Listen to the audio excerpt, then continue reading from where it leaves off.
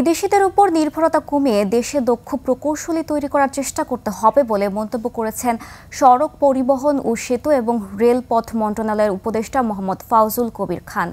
সকালে গাজীপুরে ভোগড়া থেকে নারায়ণগঞ্জের মদনপুর পর্যন্ত ৪৮ কিলোমিটার ঢাকা বাইপাস সড়কের ১৮ কিলোমিটার অংশের উদ্বোধন করেন তিনি।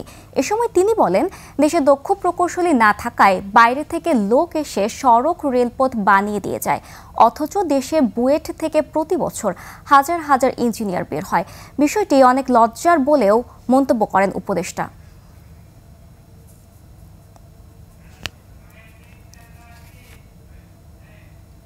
আর কতকাল আমাদের দেশ বাইরে থেকে লোক এসে আমাদের সেতু বানিয়ে দিয়ে যাবে, আর কতকাল আমাদের বাইরে থেকে লোক এসে আমাদের রেলপথ বানিয়ে দেবে? তাহলে আমাদের এত ইঞ্জিনিয়ার থেকে লাভ কি, আমাদের এত প্রকৌশলী থেকে লাভ কি?